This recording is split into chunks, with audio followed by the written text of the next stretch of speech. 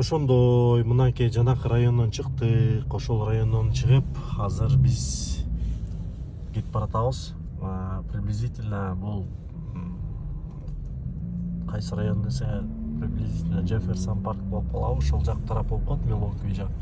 Эми Американын көчөлөрүн наглядно көрсөтө албасам дагы, приблизительно көрсөтүп кетейин.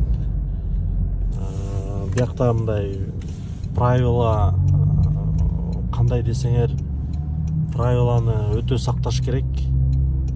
Бирок Москвадагыга караганда биякта мындай полиция өтө деле мындай эме кыла бербейт да.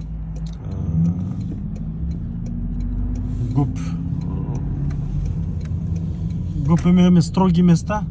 Бирок аябай нарушение кылсаң кармайт. Аябай нарушение кылсаң кармайт. Кечирип да коюшу мүмкүн. Азыр мен силерге жолдо кетип баратып, приблизительно кандай знактар бар мына көрдүңөрбү? Пешеходный караш керек. Могу бас деп турбайбы? Бул значит остановка. Стрелка турат. Ал жерге негизи токтотконго болбойт. Остановкага вообще турбаш керек. Вот, анан стройка болуп аткан жерлерге мондай эмелерди коюп коюшу мүмкүн. Эми бул в принципе көп деле билет. Жашылга кетип баратканда one way деп турбайбы? Бул односторонний стрелка турат, көрдүңөрбү? One way. В принципе оңой эле. Мындай биякта айдаш башка штаттарда деле кандай билбейм, бирок биз ошо Иллиной, Чикагодо мындай айдап эч кандай проблемасыз айдайсыңар. Мындай строго деле эчтеке жок. Самое главное нарушать этпей. Бул жерде кызылга өтпөш керек. Анан спидинг деп коет. Бул скорость превышать этпеш керек. И все. Мына мисалы могуз көрдүңөр. Өтүп токтоп атат, бирок эмнегедир пешеходду өтүп эле тигини салып кетти. Артында машинеси сигнал бербей эле күтүп спокойно эле кетип калышты. Остановкада жигиттер күтүп атат булар. Мисалы үчүн автобус күтүп атчы.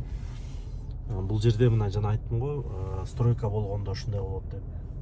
Тетиңдер тозуп коюшат, стрелка кылып, жака солго бурулган деп. Ошол, но могу знак турбайбы? Но turn on red деген. То есть здесь можно поворачивать на красный, но если ушул знак болсо, кызылга оңго бурулган болбойт. А если ушундай знак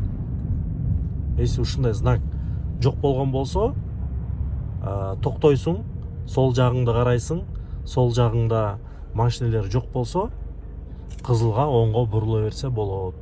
Америкада ушундай. Анан мисалы үчүн Москвада жана башка жерде мисалы үчүн сплошной линия деген бар.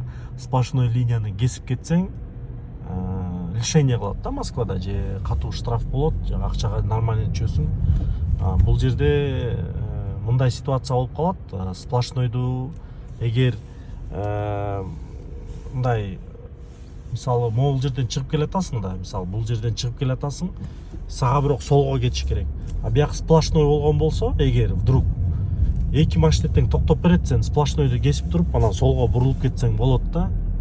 Если это необходимо прям. Я несколько раз так делал, и это нормально считается здесь. Бирок мындай аябай скоростной жолдордо анткени болбойт. Анткени ты аварийную ситуацию создаешь. А мындай жай кетип аткан жерлер болсо, сен маргайт этсең, даже если 2 рида, 3 рида болгон күндө деле токтоп беришет, сен өтүп барып туруп, анан күтүп, ар жагыңда келаткан, встречкада келаткан машинелерди күтүп, анан солго бурулуп кетсең болот. Ошол туугандар.